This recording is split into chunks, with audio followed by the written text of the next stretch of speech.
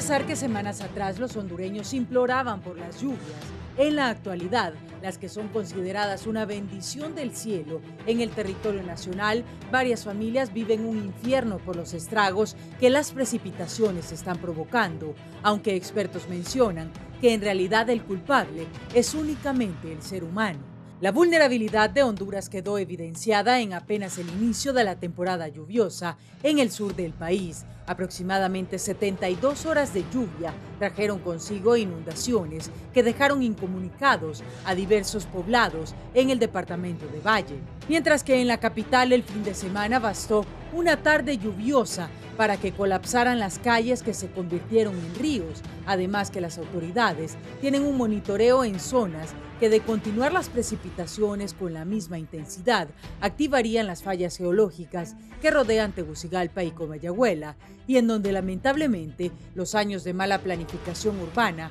conllevan a que estos sectores ahora estén habitados por miles de ciudadanos. No obstante, de esto no es lo único por lo que debe estar preocupado el pueblo hondureño, ya que la sarta de problemas en lo económico, seguridad y social, ahora está en peligro la salud de miles de personas quienes están expuestas a contraer agresivas enfermedades como son el dengue y la malaria, señalan galenos. Las lluvias más el desaseo de la población provoca que los criaderos de zancudos aumenten y con ello se ve disparado el número de contagios por dengue en toda la nación.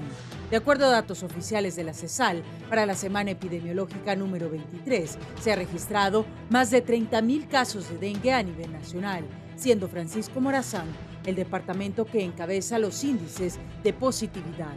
Además, se confirma la muerte de 20 compatriotas a causa de este mal, aunque la secretaria de Salud, Carla Paredes, hace unas semanas reveló que la cifra podría sobrepasar los 50 decesos en lo que va del año. Asimismo, en cuanto a la malaria, la entidad encargada de la salud estatal contabiliza más de 100 casos de malaria, la mayoría, es decir, el 97%, concentrado en el departamento de Gracias a Dios y el resto en Colón, El Paraíso y Olancho, por lo que las autoridades sanitarias detallan que están trabajando para controlar ese brote, pero los expertos señalan que si no se logra cambiar la mentalidad de los hondureños en hacerlos más responsables por su entorno y mantenerlo limpio, de nada servirá los esfuerzos de las entidades gubernamentales en contrarrestar los efectos del cambio climático, que al final está demostrado es una de las razones por la que se suscitan desgracias.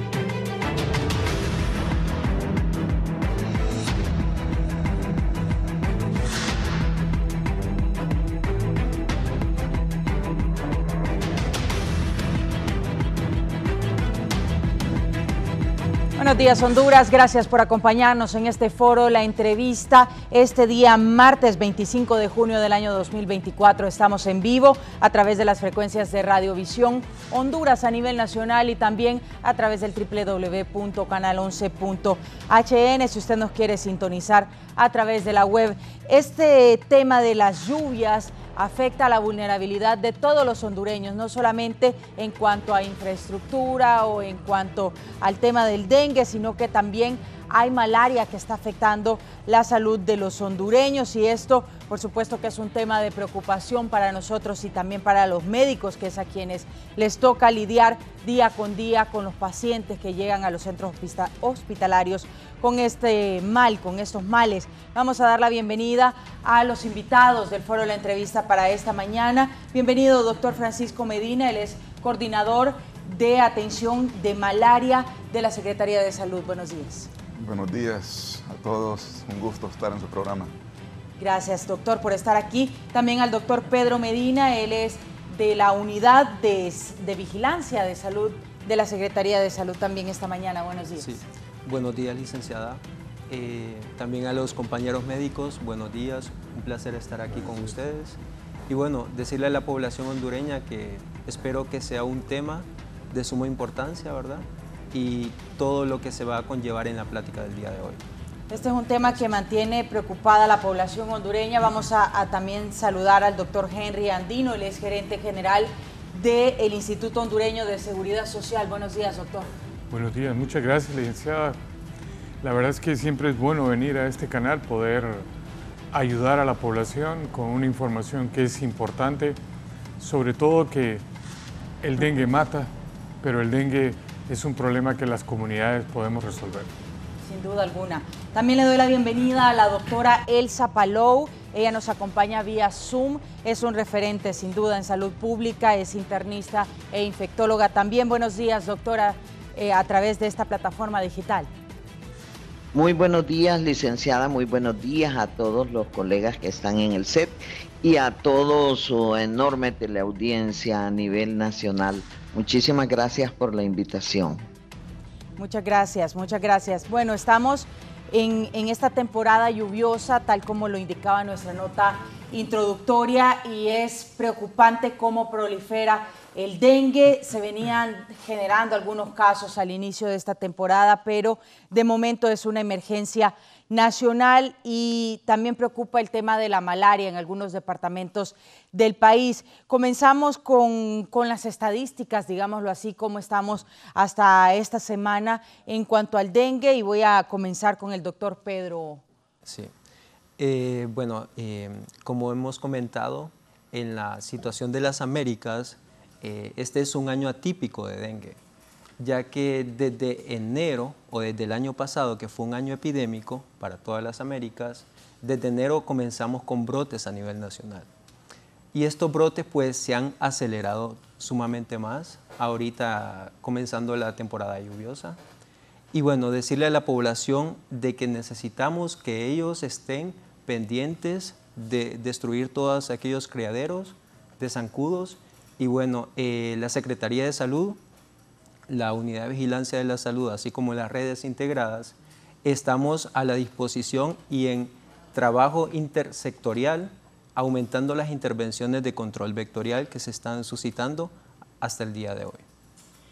En cuanto a los departamentos del país, ¿cuáles son los mayormente afectados en este momento? Sí, históricamente siempre han sido los departamentos de Francisco Morazán y de San Pedro y de Cortés, perdón.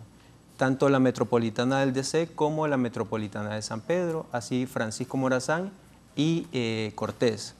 Pero desde el año pasado, Comayagua suscitó un brote importante. Este año La Paz nos ha dado brote importante, así como El Paraíso, Atlántida, Colón tiene un brote bien importante. Y las demás regiones, pues como Islas de la Bahía, ya sabemos la condición de salud que mantienen. También es otro departamento de que la Secretaría de Salud está en custodia con este departamento, y las otras regiones se mantienen controlados su situación epidemiológica. ¿Cómo están tratando los casos de dengue grave en Islas de la Bahía, considerando pues la situación del hospital de Roatán? Sí, hay centros de triaje, hay centros de acopio, y todos los dengue graves que suscitan Islas de la Bahía son referidos al Hospital Atlántida, muchos de ellos. Entonces, Islas de la Bahía, como su centro de acopio, siempre estabiliza a los dengues con signos de alarma, a los dengues ambulatorios, y ya los que no pueden manejar dentro de sus centros oportunos que tiene actualmente, entonces los deriva ya sea a Atlántida o a Cortés en su situación. Tenemos una tabla que nos presenta también un panorama de cómo estamos a nivel nacional e incluso a nivel de las Américas en esta semana de este año 2024, y hay una cifra de casos sospechosos que realmente es bien preocupante, porque son más de 9.000 casos sospechosos, es decir, que hay zonas en donde quizá no se están haciendo pruebas o que no tienen acceso a pruebas, y prácticamente estos se guían a través de los síntomas. ¿Es así? Contexto nacional. Sí, sí. Sí. Sí, es que la mayoría de los casos de dengue van a ser casos sospechosos, ¿verdad? En su totalidad prácticamente. el dengue se confirma por medio de pruebas laboratoriales. Actualmente sí, se declaró la emergencia a partir de la semana 21, que es el mes anterior, bueno, este mes de junio. A partir de ahí se han intensificado estas cifras, han aumentado.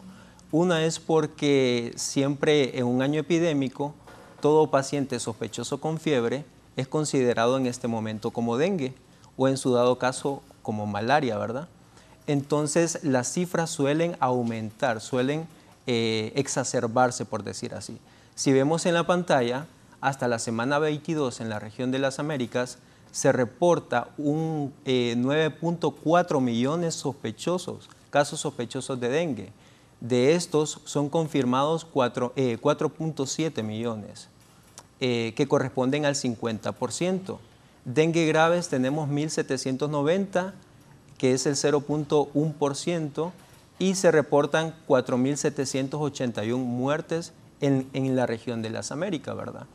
En solo el Istmo Centroamericano se reportan 70 fallecimientos, en solo la parte de Centroamérica y México como tal. Bien, doctor Henry, ¿cómo están ustedes en cuanto a la recepción de pacientes en el Seguro Social? Bueno, creo que estas cifras representan lo que mundialmente está ocurriendo, pero nacionalmente no está ocurriendo algo muy diferente a eso. Creo que hay que tener claridad de que el número de casos desde la semana 20 ha venido en un ascenso extraordinario. Esto no es del año 2024 y quisiéramos ser contundentes con esto. Esto viene desde el 2023. En el 2023, desde septiembre del 2023, se hicieron abordajes oportunos a la CESAL para que esta situación que se estaba dando tuviera un margen de emergencia y de alarma. Sin embargo, las autoridades de ese tiempo se negaron rotundamente a poder emitir una alerta de este tipo, pensando de que al final del año, generalmente y por epidemiología, los casos comienzan a descender. No así sucedió en el 2023, donde las temperaturas no bajaron lo suficiente y tampoco fueron permanentemente frías.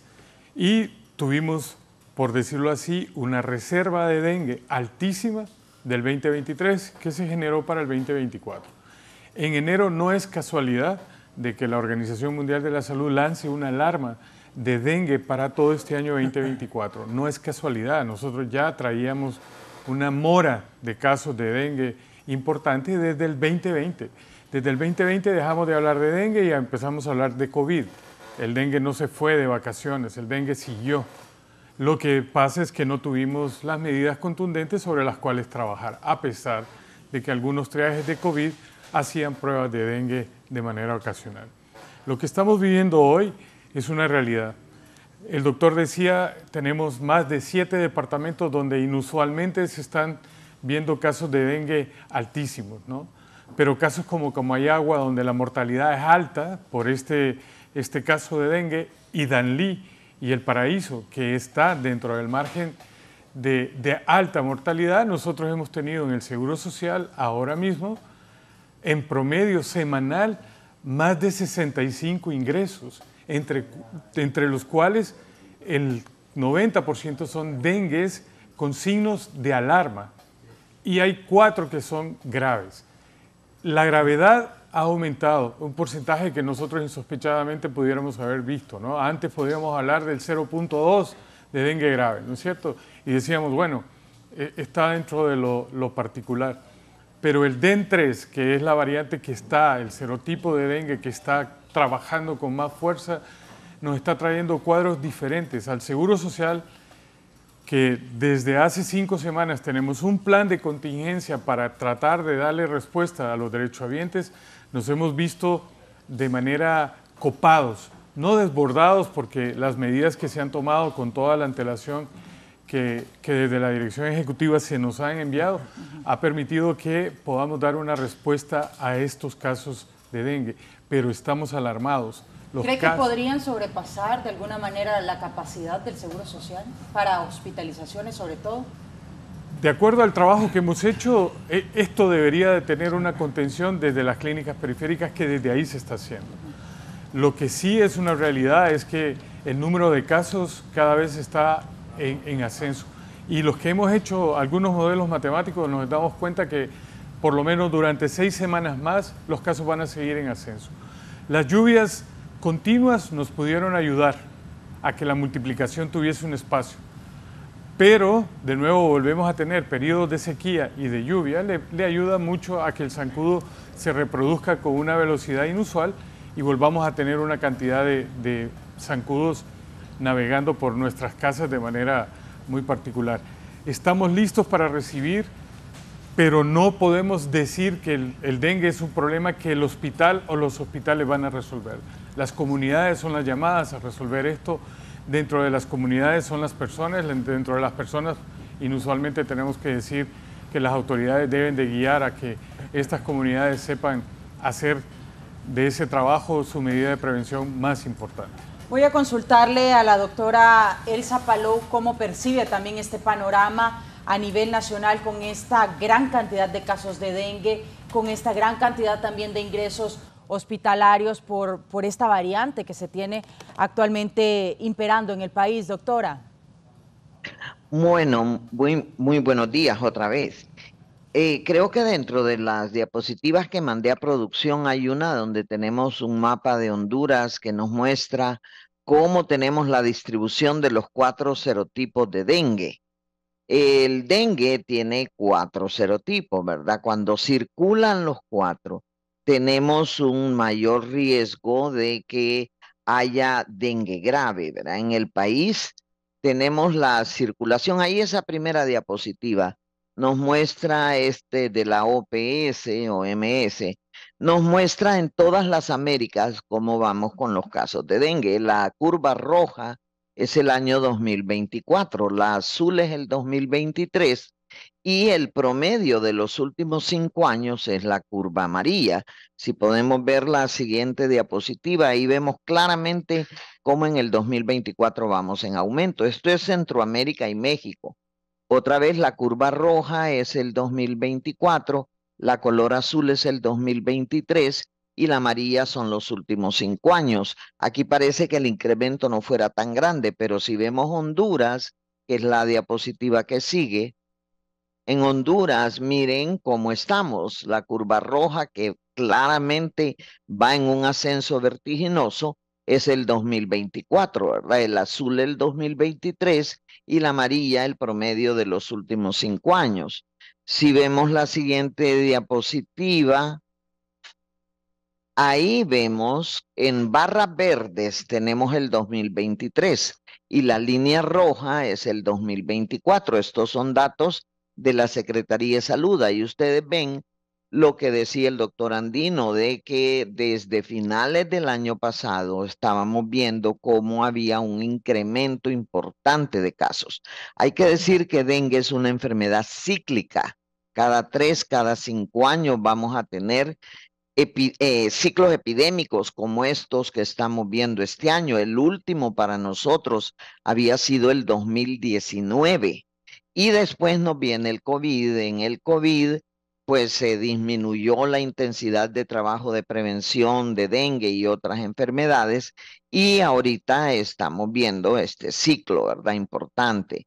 En la siguiente diapositiva, ahí está el mapa donde les quería mostrar, miren Francisco Morazán, que es donde tenemos de la mayor cantidad de datos de dengue grave. Ahí están circulando los 4 serotipos. Después en Cortés tenemos 3, en Atlántida 3, en Lloro. En la mayoría de los departamentos estamos con 3 de los serotipos circulando. Y a nivel nacional el más frecuente está siendo el 3, que nos está dando un poco más de casos más graves de lo que estábamos acostumbrados a ver. Y en la siguiente diapositiva, ahí vemos que en la mayoría de las veces los dengues son sospechosos por clínica, se confirman por laboratorio. En gris, en oscuro, tenemos los casos sospechosos a la semana 21 en nuestro país y en color naranja los confirmados. Siempre los confirmados son menos, pero uno como médico clínico maneja un caso perdón, maneja un caso como dengue con solo tener la sospecha clínica, porque si estamos de repente en un lugar donde no podemos confirmar por la razón que sea, no significa que no vamos a tratar al paciente. Siempre tenemos que tratarlo con una sospecha clínica bien fundamentada. Y la otra diapositiva que les envié de dengue, la que sigue, esto es de la OMS, esto no es mío, es de la OMS, que nos dice cómo debe ser el abordaje para dengue. El abordaje debe ser integral, ¿verdad? Porque aquí, ahí ya esto es malaria y esto lo podemos dejar para después. Lo anterior, que era el abordaje que debemos tener para dengue, un abordaje multisectorial. Aquí, por ejemplo, tenemos que ver ¿dónde están los criaderos de zancudos? Pues los tenemos en las pilas, los tenemos en los recipientes que tengamos para agua. ¿Por qué hay muchos recipientes para agua en Tegucigalpa, por ejemplo? Pues porque no tenemos suficiente agua. Hay muchas colonias que no tienen suficiente agua. No llega el agua, entonces la gente obviamente mantiene agua de la lluvia o diferentes tipos de forma de obtener agua y los mantiene en contenedores grandes y ahí son criaderos de zancudos. Entonces, ¿qué es fundamental que pudo haber fallado? La intensidad con que se trabajó el manejo de los criaderos de zancudos desde el año pasado, porque vimos en la gráfica de las barras verdes cómo desde el año pasado teníamos más casos. Y no solo debió hacerse el año pasado, es que el dengue es permanente. Dengue nosotros tenemos que siempre estar trabajando en control de criaderos, en control del vector. Y hay varias maneras de hacerlo. Por ejemplo, en los controles de criaderos puede ser con BTI, podemos tener Temefos, puede ser el método de Wolbachia. Tenemos que decirle a la gente en este momento, bueno, ropa con manga larga, pantalón largo, para evitar picaduras, el uso de repelentes, el uso de telas metálicas en las casas. Por otro lado, también tenemos que ver que por lo que hablábamos, el dengue puede ser cíclico debido a múltiples factores, factores que tienen que ver con el virus, con el vector, con nuevas poblaciones susceptibles. Eh, Tenemos que estar preparados para esos ciclos. Llega un momento en que ya no estamos como prioridad tener que estar trabajando en los criaderos, que eso debe ser permanente. Llega un momento como el que estamos ahorita, que tenemos que ver que los hospitales tengan los suficientes insumos, las suficientes camas, el suficiente personal para atender los casos que van a llegar y no quitar el dedo de la llaga con respecto al control de los criaderos. Este es un momento en que tenemos ya una explosión de casos, nos toca ver que haya lo necesario para atender a los pacientes, pero siempre tenemos que seguir trabajando en control de criaderos. Muchas veces el público confía bastante en la fumigación, pero la fumigación solo destruye el zancudo adulto, no las larvas ni el huevecillo. Su efecto dura alrededor de 2, 3 días. Es mucho más importante el control de la pila con las medidas que ya conocemos todos, el tener las basuras en su lugar y el buscar criaderos en nuestras casas, organizarse con los vecinos, porque recordemos que el zancudo puede volar hasta 1.5 kilómetros, ¿verdad? Entonces, puede ser que nosotros tengamos nuestra casa bien limpia, pero ¿cómo está la del vecino? Entonces, un abordaje comunitario.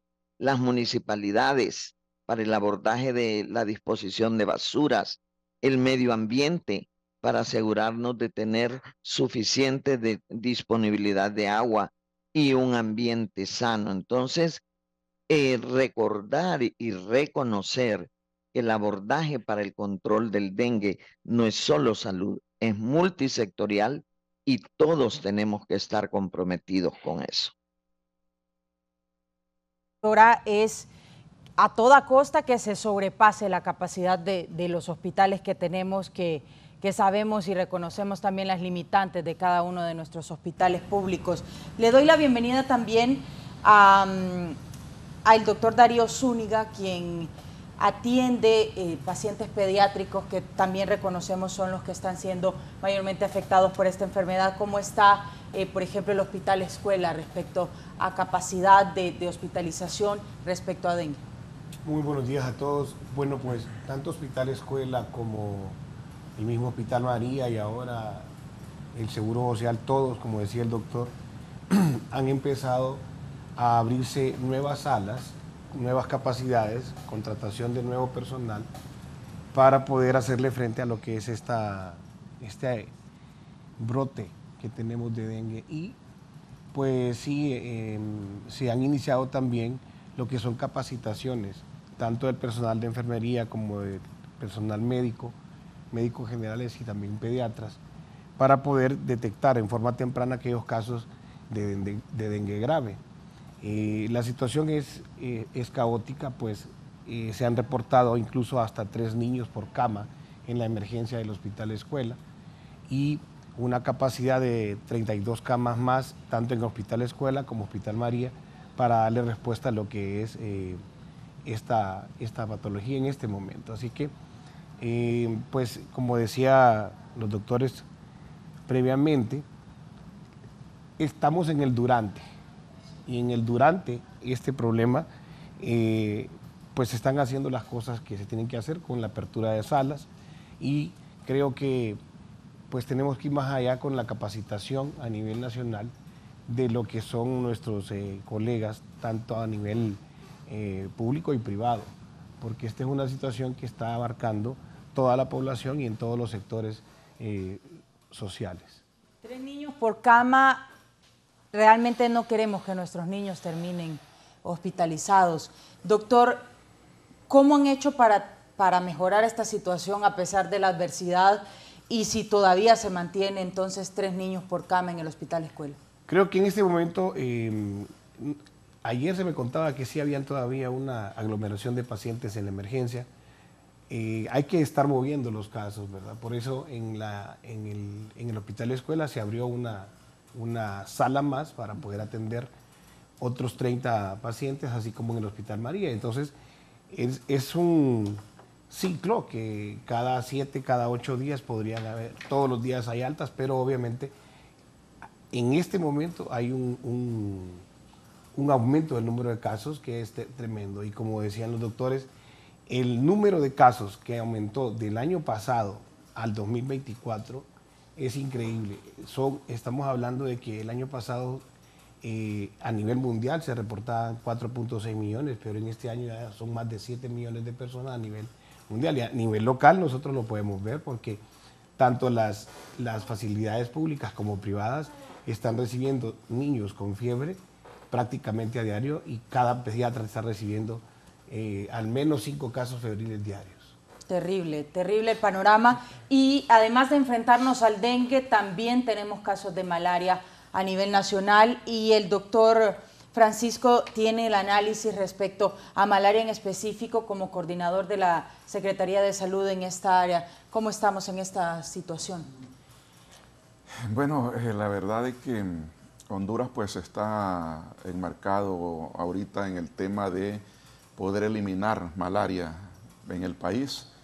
Juntamente con el resto de los países de Centroamérica, República Dominicana, ¿verdad? Y el mundo en general. Nosotros nos enmarcamos en sí en una estrategia técnica mundial de eliminación de la malaria que comienza desde el 2016 al 2030, precisamente donde nos habla que la malaria es, dentro de las enfermedades transmitidas por mosquitos, es una de las enfermedades más graves y es la enfermedad que causa de repente más mortalidad.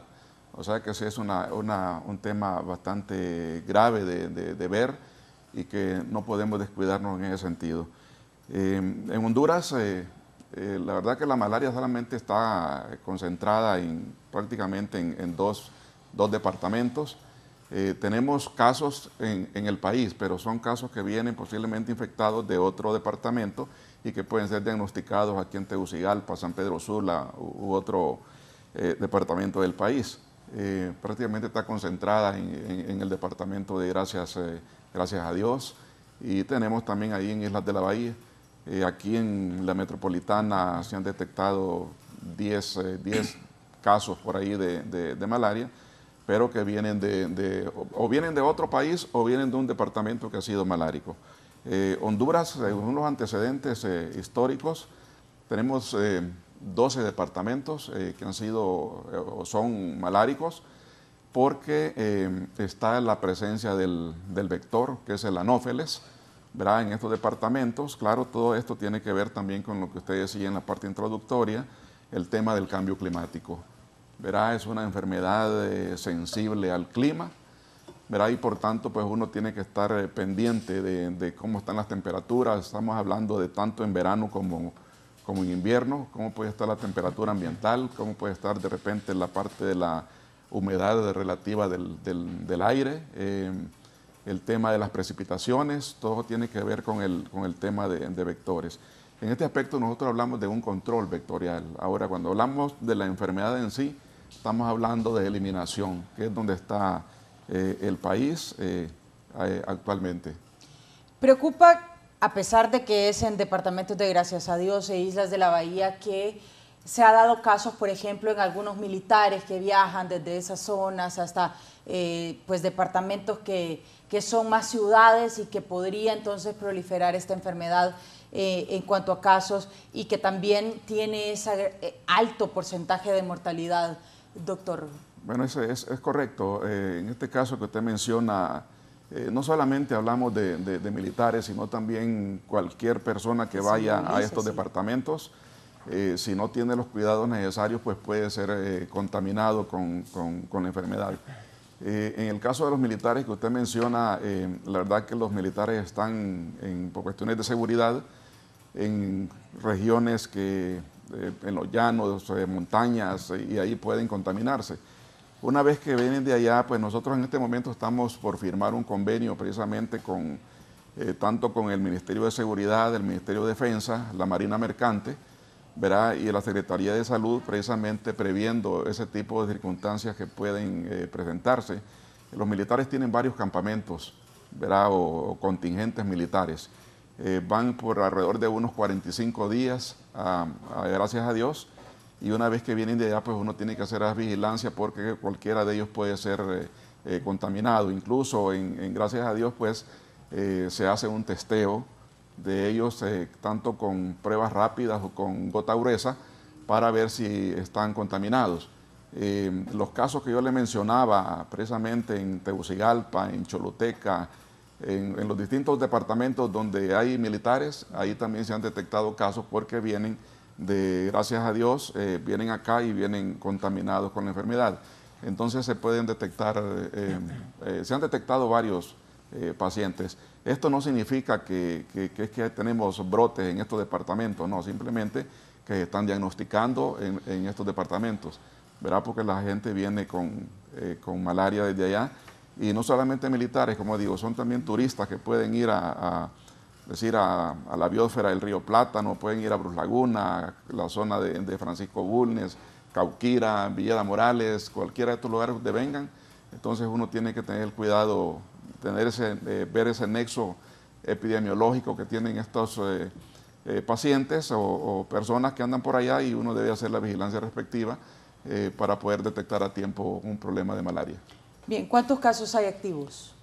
Actualmente, hasta la semana 24, tenemos 1.160 casos por ahí, de los cuales pues 41 casos en el departamento de Islas de la Bahía, alrededor de 1.140, 1.138 por ahí, en Gracias a Dios, lo que representa aproximadamente un 90-91% de los casos, ¿verdad? Por tanto, la mayor parte de las actividades que nosotros estamos haciendo se concentran en el departamento de Gracias a Dios. Pero 1.160 casos no nos parece poco para el tema de malaria. No lo es. No lo es. No, claro. Pero la malaria tiene particularidades que deberíamos de entender. la migración comercial es mayor que la que usted acaba de mencionar, mayor que la de los militares, mayor que lo de los turistas, y en la pandemia de COVID representó una de las cosas más difíciles de controlar porque la movilidad es muy activa. Y como bien nos decía el doctor, la malaria tiene en particularidad que si no se trata bien, el paciente permanece con malaria un buen tiempo y es transmisor activo durante no se pueda terminar su tratamiento. Caso diferente a lo que es el dengue.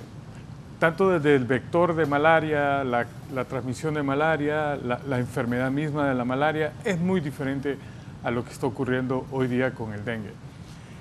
La transmisión del dengue es súper activa. Tenemos un zancudo que come 2 veces al día, que se moviliza en la casa con una actividad matutina y otra vespertina, que cuando no logra tener actividad vespertina de alimentarse, espera la noche y se alimenta pasivamente.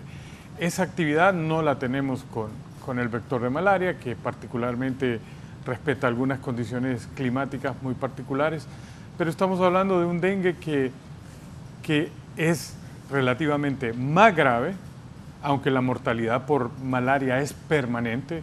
No es un tema de que hoy estemos en epidemia o que estemos con un brote. La mortalidad mundial por malaria puede superar la que tuvimos por COVID en el primer año, ¿no? Pero es un tema que los expertos, como el doctor, le dan una atención muy particular y un lema de terminar con malaria para cierto tiempo. Ahora, con dengue, como bien lo decía la doctora Paló, lo cíclico lo estamos viendo distorsionado, ¿no? Porque antes esperábamos que cada 10 años tuviésemos una crisis en el 2001, 2010, 2019, pero hoy día no tenemos ese ciclo tan amplio y hoy día no tenemos tan claro la definición de que este zancudo produzca este tipo de enfermedad. Lo que estamos viendo como clínica de un paciente grave va más allá de lo que imaginamos. Hoy tenemos pacientes que pueden desarrollar encefalitis rápidamente o pueden desarrollar una hepatitis fulminante por dengue, ¿no? Algo que no habíamos visto antes, siendo estrictos, porque si me preguntan, yo estoy con crisis de dengue desde el 2001 y no habíamos visto algo similar. La alarma que lanzaba el doctor Umaña la semana pasada tiene sentido cuando le damos forma a estos nuevos síntomas que realmente son preocupantes.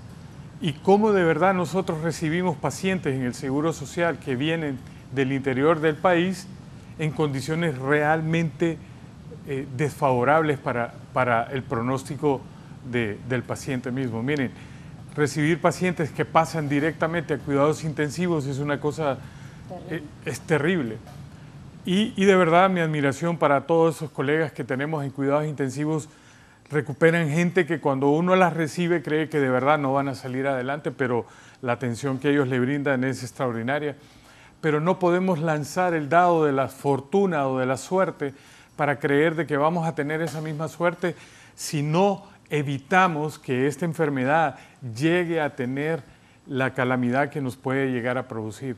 El tema de las lluvias puede ser favorable porque arrastra todos los huevecillos e interrumpe levemente ese ciclo de reproducción. Y como bien decía la doctora, no nos debería de preocupar el zancudo que vuela porque tarde o temprano va a fallecer, ese tiene su ciclo marcado.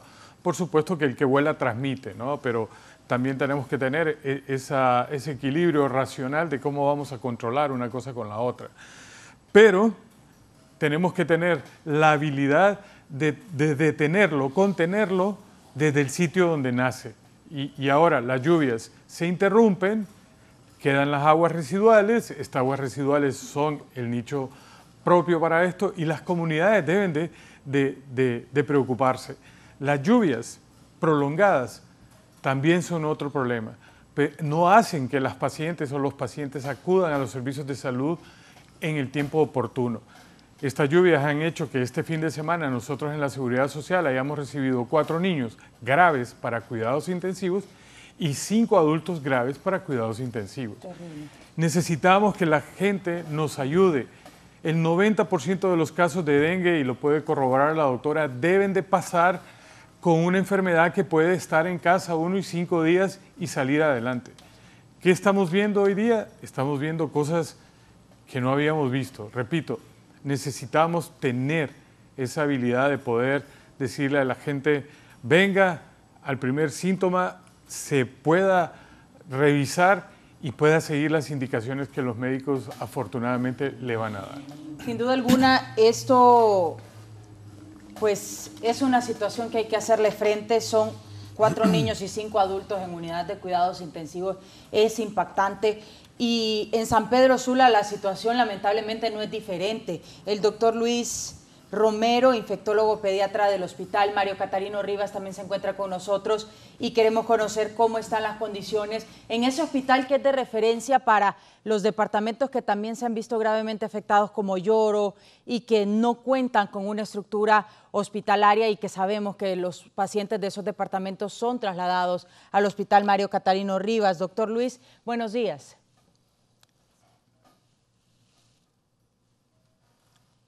Realmente la zona noroccidental no está exenta de todo este problema de lo que es la enfermedad por el virus del dengue.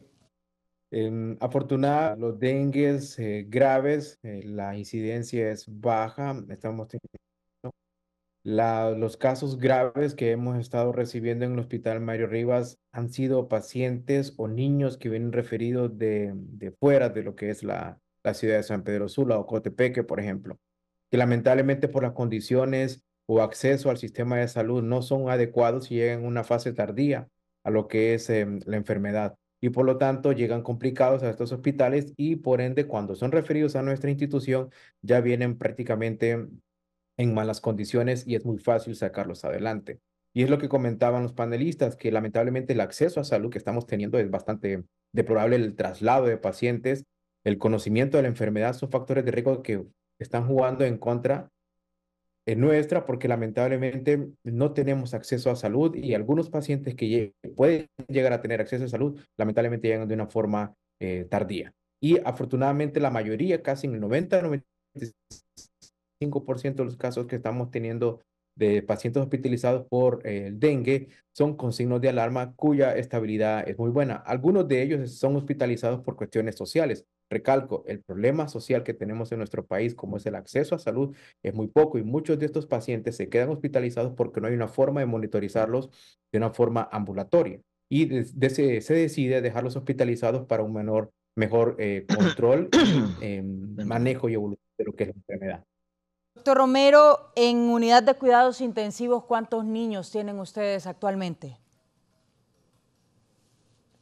Uno que es un paciente referido justamente de Ocotepeque, cuya condición pues no es buena, está en estado crítico, pero es un paciente, como recalco, que ya venía en mal estado general referido, ¿sí? Debido al mal acceso a la salud que tenía en su área, en su localidad. Pero propios, afortunadamente, todos son casos de dengue con signos de alarma que afortunadamente están estables. Así es. Doctora Palou, vamos a consultarle con su conocimiento y también con su experiencia en cuanto a esta enfermedad. ¿Cómo ve el panorama en cuanto a las unidades de cuidados intensivos y la ocupación que tienen actualmente? Bueno, el problema es que no tenemos suficientes unidades de cuidados intensivos, ¿verdad? Y ahí eso es algo que tenemos que estar conscientes de eso.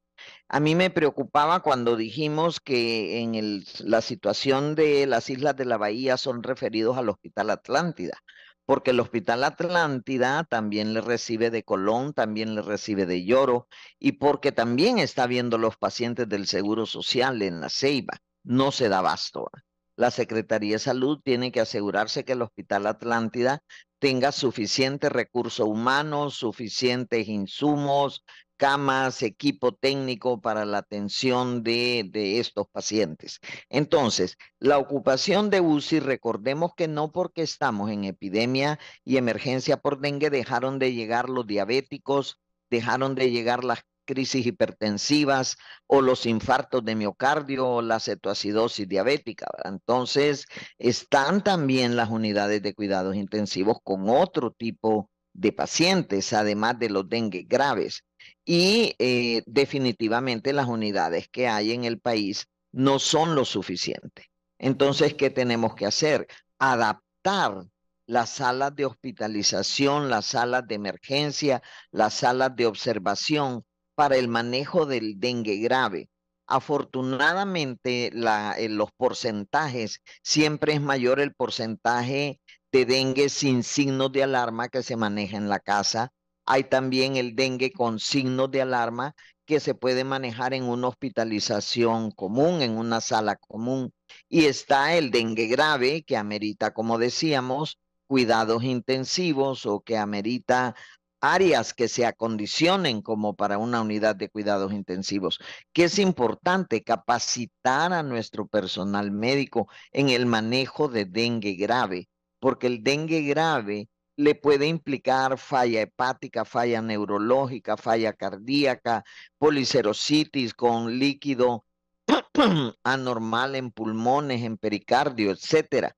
Entonces, es algo que requiere de un expertise especial. Entonces, la capacitación del recurso humano es fundamental.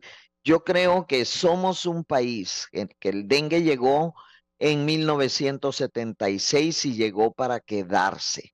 Y aquí desde ese año estamos teniendo nuestro comportamiento cíclico y tenemos que acostumbrarnos a vivir con el dengue, a mantener permanentemente el control de los criaderos, a tener el trabajo de control del vector de parte de las autoridades de salud y a que cuando estamos en una de esas etapas cíclicas, pues dotemos de los recursos suficientes a nuestros hospitales.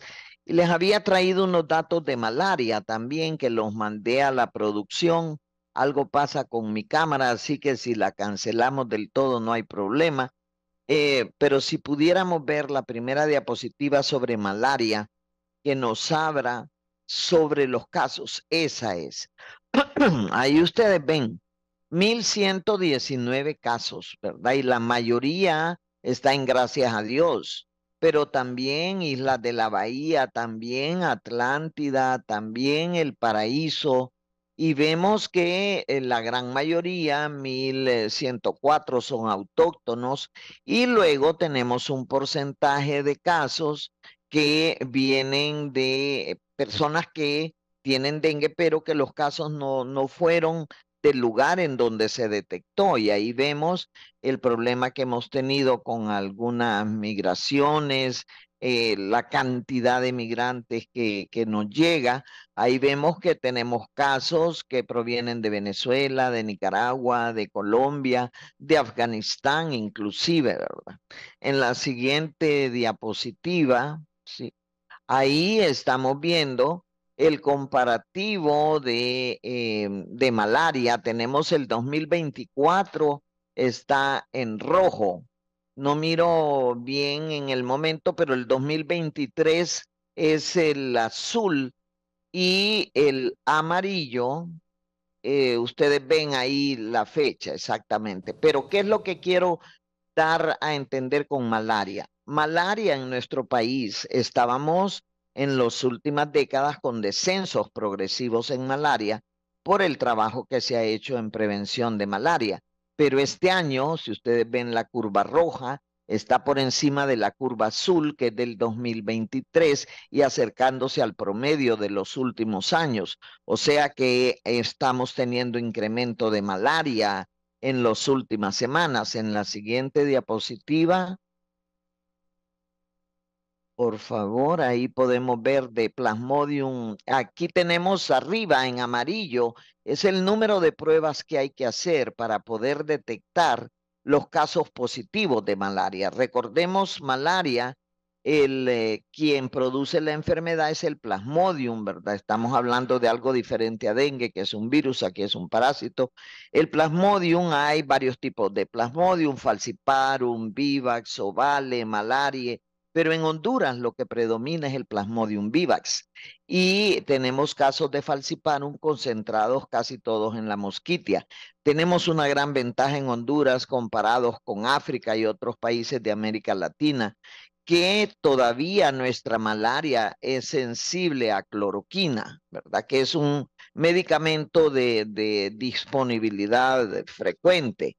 En la siguiente diapositiva podemos ver el incremento de los casos, ahí ven, al final, desde la semana 17, 18 hasta la semana 23, por ejemplo, el pico de casos de Plasmodium falciparum que estamos teniendo en nuestro país, ¿verdad? Y eso es algo en lo que tenemos que trabajar.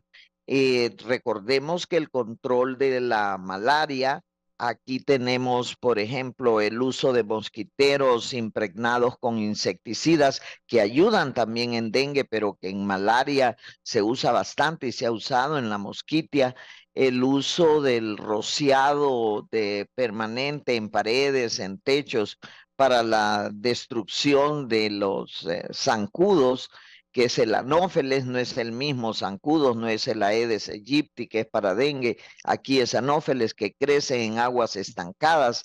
Aquí el control ambiental de esas aguas estancadas, sobre todo ahora que estamos teniendo lluvias frecuentes y que puede dejar aguas estancadas en varios lugares.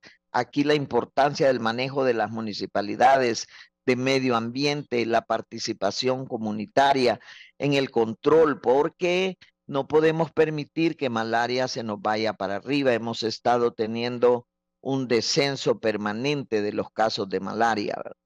Y hay varios métodos novedosos que se están trabajando en malaria. Están, por ejemplo, las últimas vacunas aprobadas por la OMS para control de Plasmodium falciparum, que han sido probadas en varios países africanos y que han tenido un buen resultado y que se utiliza para el control de este Plasmodium falciparum en zonas de alta transmisión.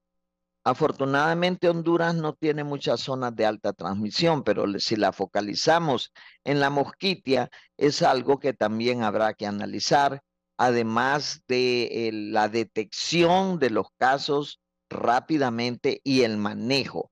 Tiene tratamiento, esa es la ventaja. Podemos tratar Plasmodium falciparum, lo podemos manejar, y lo mismo el Plasmodium vivax, que es el más frecuente en nuestro medio. Entonces, en este momento tenemos que pensar en todas las enfermedades que nos transmiten las aguas que nos quedan después de las lluvias que estamos teniendo.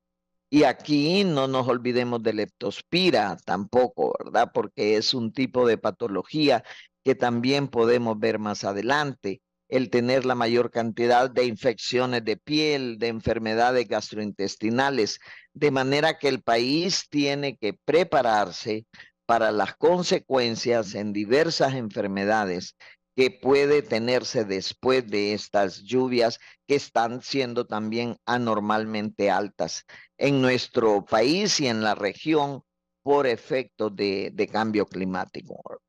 ¿Qué opina, doctor Pedro, sobre este tema de la malaria y cómo ha incrementado y de qué manera también trabaja la Secretaría de Salud para tratar de evitar que prolifere? Sí, bueno, la malaria y el dengue prácticamente en estas semanas epidemiológicas van de la mano porque aumentan los criaderos como tal, ¿verdad? Si sabemos el comportamiento del dengue con el de la malaria, como bien lo exponía el doctor, tienen receptores o tiene huésped sumamente diferente. Entonces, el doctor Francisco nos puede ayudar con los datos más precisos en cuanto a la malaria, ¿verdad? Con cuanto al dengue, la Secretaría de Salud está intensificando todas las acciones. Es más, parte de la declaratoria de emergencia es para fortalecer este sistema de salud, de que muchas veces la persona o el técnico encargado en campo para ejecutar estas acciones de control vectorial se encuentran en otras tareas, pero al momento de la declaratoria de emergencia, este recurso se enfoca únicamente en la parte de control de criaderos como tal y control vectorial. Entonces, con la parte de malaria, sí le cedo la palabra al doctor Francisco. Bueno, para así aclarar un poco este tema de aquí, bueno, ya lo exponía la doctora Paló ahí con las gráficas. Nosotros estamos en un proceso, como decía, de eliminación de malaria, no de controlar, sino el país se ha comprometido en poder eliminar malaria en el país. ¿Por qué es tan difícil eliminar esta enfermedad que en otros países prácticamente ya no existe? Ya eliminaron en El Salvador, en Belice también, pero es difícil porque la cuestión es de que la malaria se transmite exactamente por los vectores. Hay una alta densidad vectorial en estos departamentos donde existe, pero igual tiene que ver el tema de educación, es decir, cómo protegerse. ¿Verdad? Eso tiene que ver mucho, ahí posiblemente nos hace falta un poco, y es la comunicación social que tiene que haber. Ahí mencionaban el tema de las municipalidades, el tema de las iglesias pastorales, verá que tienen que ser también un proceso de educación, los niños. Con educación precisamente hemos firmado también ya un convenio precisamente para que puedan darse este tipo de charlas y que puedan ir en la currícula del estudiante y que puedan darse un plan de clase. Pero bueno, lo que mencionábamos ahí, sí, efectivamente hay un ligero incremento, verá, de la malaria con respecto al año pasado. En el 2023-22 tuvimos alrededor de 3.500 casos de malaria. El año pasado pues pudimos reducir en un 30%, pudimos terminar ahí en alrededor de 2.400 casos. Este año pues también prácticamente a inicios de año tuvimos una reducción. Sin embargo, ahorita a partir de la semana epidemiológica número 13 hay un incremento, que es lo que se mencionaba por ahí, hay un incremento de tal manera que se ha estabilizado, ¿verdad? Con respecto a lo que mencionaba la doctora Paló ahí del Plasmodium falciparum. Nosotros estamos actualmente con una estrategia de eliminación, de una aceleración de las acciones para poder eliminar malaria por Plasmodium falciparum a finales de este año. Creemos de que entre noviembre y diciembre de este año podemos tener 0 casos de malaria por Plasmodium falciparum. Como bien lo decía ella, es un tema que se puede tratar, tenemos los medicamentos para eso, pero es la malaria grave que decía el doctor Andino. Sí. Verá, ahí pues prácticamente hay que capacitar a los colegas de los distintos hospitales para que puedan hacer un abordaje integral de este tema. Con respecto a la malaria por Plasmodium vivax, es la que tenemos mayor incremento este año, aproximadamente un 20%, 26% de malaria con respecto a vivax se nos ha incrementado. El otro tema importante aquí pues es el hecho de que los compañeros, los colegas pues tienen que ser capacitados, ¿verdad? Para poder ver el tema, como bien lo decía la doctora Palou, de los migrantes, ¿verdad? Sí. Aquí tenemos un problema grave, verá que hay que verlo, se está tratando precisamente a través de los países de Centroamérica con la Comisca, porque el problema viene desde América del Sur o gente que viene del África, que cruzan América del Sur, y cuando vienen a nuestros países, pues ellos vienen y hay un tiempo que están en Honduras, ¿verdad? Y se infectan en la zona del Darién, en Panamá, ¿verdad? Y ahí pues los casos que mencionaba la doctora Paló en El Paraíso, se han detectado alrededor de 25 casos de gente migrantes que vienen con ese tipo de malaria. Entonces, ahí pues todos los países estamos con este tema, ¿verdad? Y yo creo de que el abordaje tiene que ser de esa manera integral. Nosotros estamos en ese proceso de eliminación. Efectivamente, con respecto al año pasado hay un ligero incremento y creemos nosotros de que las acciones que están tomando, pues creo que van a dar sus resultados a pesar de ese ligero incremento que se está dando. Pero la ventaja aquí es que el país está comprometido.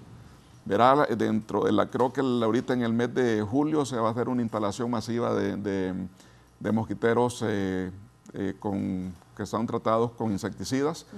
Verá, y son las intervenciones que están haciendo. También hay un proyecto para poder hacer un tipo de drenaje en aquellos lugares que tienen criaderos grandes y que esas aguas pudieran salir ya sea al mar o a las lagunas, de tal manera que no se permita ese criadero de zancudos en el departamento. Bien, el doctor Francisco menciona esta situación de los migrantes que vienen del Darién, que llegan al departamento del Paraíso. Está listo mi compañero Roldán Barahona para actualizarnos desde el oriente de nuestro país sobre estas enfermedades. Adelante.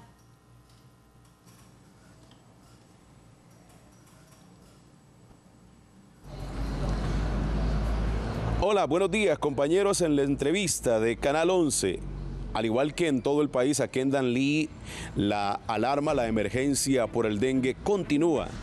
Esto ha meritado la apertura de varios triajes para poder atender la excesiva cantidad de personas con este padecimiento, en su mayoría niños. Estadísticas realmente frías, de 80 a 50 son niños. Esto pues amerita un mayor cuidado con los infantes. Por otra parte, se ha habilitado también el hospital móvil acá en Danlí para poder atender a unas 40 personas en esta alarma por dengue. La doctora Cándida González, directora del Hospital Básico Gabriel Alvarado, nos amplía esta importante información.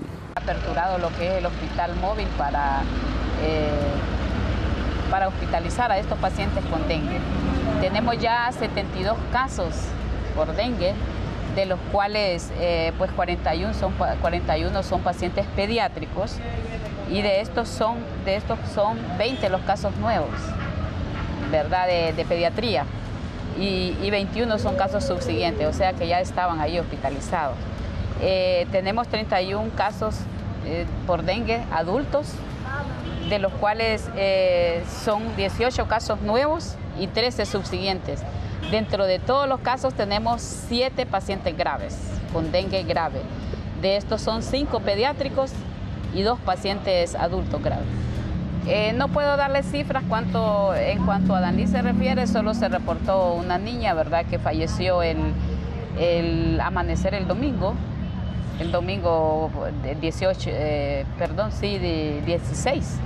16 de junio. A la población en general, ¿verdad?, que tomemos las medidas preventivas, porque es mejor prevenir que curar, ¿verdad? Es mejor la prevención. Y con esto, pues, el lavado de las pilas, la limpieza de todos los solares. Con este informe, compañero, voy a retornar con ustedes a estudios centrales de la entrevista en Ciudad Capital, Tegucigalpa. Buenos días. Gracias, Roldán Barahona. Voy ahora hasta el departamento de Olancho con Roberto Oliver. Muy buenos días, compañeros, en los estudios de la entrevista de Canal 11. Informarles que en el municipio de Juticalpa hay preocupación por la alta incidencia de pacientes por dengue, que cada día estas cifras van en aumento. Primero se habría decretado lo que es en emergencia el Hospital San Francisco por la alta incidencia y llegada de pacientes por dengue. Luego también la Secretaría de Salud, en su caso la Dirección Departamental o Regional Departamental de Salud, decretó emergencia también, esto por epidemia del dengue. Ahora la Municipalidad de Juticalpa, en reunión de sesión de corporación, han decretado también emergencia. Se vienen varias medidas, tanto así que estas medidas van desde limpiezas, operativos, pero que también van multas a las personas que no limpien sus solares en este municipio de Juticalpa. Escuchemos al alcalde municipal, el abogado Walner Castro, que nos da detalles sobre qué medidas se estarán tomando en días posteriores. De igual manera, en efecto, en la última reunión de corporación municipal hemos decretado emergencia en el municipio de Juticalpa en el sistema sanitario por los altos índices de crecimiento del dengue. Ya son 668 casos que llevamos registrados aquí en el municipio, de lo cual supera el 55% a nivel del departamento de Olancho. Es por ello que el Comité de Emergencia Municipal y la Municipalidad de Juticalpa hemos iniciado una medida más contundente todavía con lo que es el tema de la fumigación, con las bombas termonebulizadoras y con las bombas LECO. A la par de ello también lo que es el proceso de la abatización. Pedimos a cada uno de los propietarios de solares pedirles que tienen que tenerlos aseados, porque si no les vamos a aplicar lo que dice la medida del plan de arbitrio. Cada quien tiene que hacerse responsable de lo suyo, y no es posible que por el descuido de algunos propietarios que mantienen sucio su solar estemos enfermando a los vecinos, porque ahí en sus solares se está desarrollando el mosquito transmisor del dengue. Lo que se espera que con estas acciones venga a bajar la incidencia y la proliferación del zancudo transmisor del dengue, por lo menos en el municipio de Juticalpa. Regreso con ustedes a los estudios de la entrevista en Canal 11. Buenos días.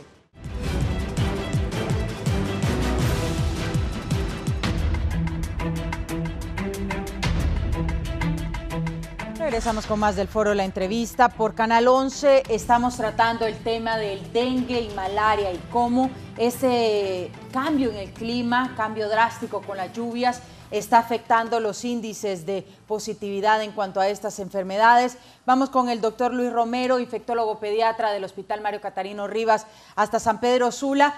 Queremos dedicar también un espacio a la educación, a que la gente entienda la importancia de estas enfermedades para tratar de evitar saturar estas salas hospitalarias. Doctor Francisco, ¿qué recomendaciones podría hacer, digamos, al gobierno y a la población que también estamos directamente involucrados en la prevención de estas enfermedades? Hola, muy buen día. Recalcando lo que comentaba la doctora Elsa Paló hace algunos momentos, y es algo que estamos teniendo en nuestro país y hemos tenido siempre lo que es el dengue y malaria.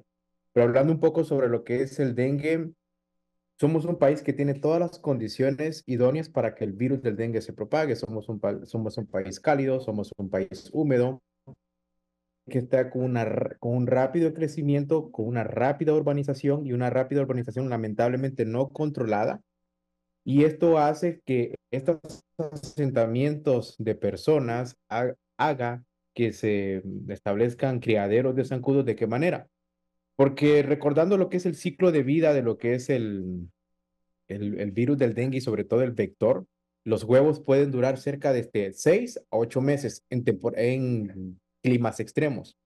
Pueden durar desde los 10 grados centígrados hasta los 40 grados centígrados. Por lo tanto, podemos tener un año de sequía, 8 meses, 7 años, 8, 6, 7 meses de sequía y tener lluvias y comenzar a tener dengue. Y es ahí donde la doctora comentaba, no quitar el dedo de la llaga. Siempre hacer estrategias de prevención del dengue, hacer una vigilancia activa, vigilar estos nuevos asentamientos, porque los huevos pueden durar todo este tiempo.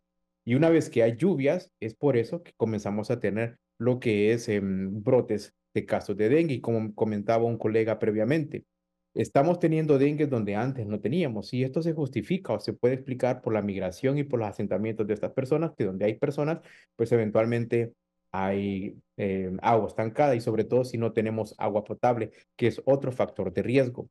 Por lo tanto, el manejo y la prevención de lo que es el virus del dengue es algo multifactorial y no podemos estrictamente apoyarnos en un sector. Si es un factor comunitario, la prevención, pero es un factor también muy importante desde el punto de vista como gobierno. Una vigilancia activa y estar en esas áreas constantemente con una educación a la población, educación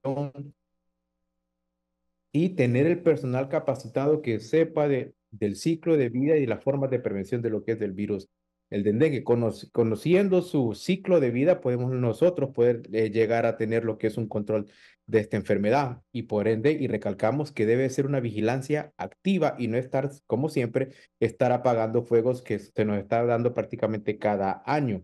Y como bien lo mencionó la doctora Elsa Paló, nuestros sistemas de salud siempre están colapsados. Es por eso que siempre estamos hablando de áreas, abriendo, perdón, áreas de dengue. Nuestros sistemas de UCI o a salas de UCI pues prácticamente son pequeñas, no salas de UCI de 10, 20 camas. La del Mario Rivas en pediatría es de 8 camas, pero tenemos una capacidad para no tenemos capacidad para atender toda lo que es la zona noroccidental como tal. Por lo tanto, debemos de también mejorar la capacidad en cuanto a atención en las áreas, en los hospitales regionales y no abarrotar lo que son los hospitales de referencia. Por lo tanto, es algo que nuestro sistema de salud como tal, podríamos prepararnos, capacitando al personal, tener los líquidos y los medicamentos, pero no tenemos una infraestructura para estar teniendo estos aumentos de casos por virus de dengue y por eso es que siempre estamos pues abriendo nuevas salas para lo que es la atención del virus del dengue.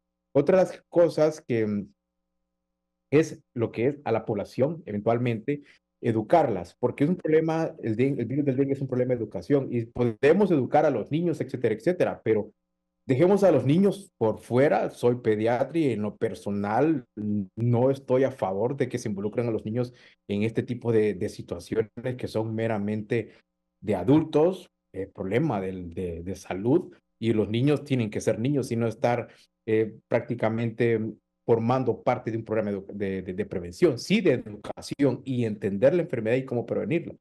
Pero la estrategia tiene que ser prácticamente a los padres, evitar los criaderos de zancudos, lo que es la untadita, la fumigación, evitar los criaderos de estos vectores. Por lo tanto, es una vigilancia activa. No está lloviendo, no estamos en temporada de lluvia, pero estar siempre en constante vigilancia de los criaderos de zancudo, porque aunque no esté lloviendo, vamos a tener dengue y siempre tenemos dengue, pero tenemos un número reducido de casos por virus del dengue. Siempre y cuando hayan criaderos de zancudo, donde hay un criadero de zancudo, donde hay un agua estancada, una llanta con agua, habrá un posible caso de dengue. Por lo tanto, es una vigilancia activa de lo que es el control de este vector. Por otra parte, se mencionaba de las características de algunos casos que están dando encefalitis, fallas hepáticas, etcétera, etcétera. Son 4 serotipos del virus del dengue, pero estos serotipos pueden variar en su aspecto genético y en su capacidad, en su virulencia, perdón, que es la capacidad de infectar o de enfermar a una persona. Y también va a depender de las características propias de cada huésped. Cada huésped responde de una forma propia a una infección, ¿sí? Por lo tanto, es algo inherente de cada uno de nosotros. Y es por eso que siempre solemos ver algunos casos que se salen de la norma. Y es por lo tanto siempre tener la capacidad y estar capacitados en cuanto al conocimiento de tratar esta enfermedad.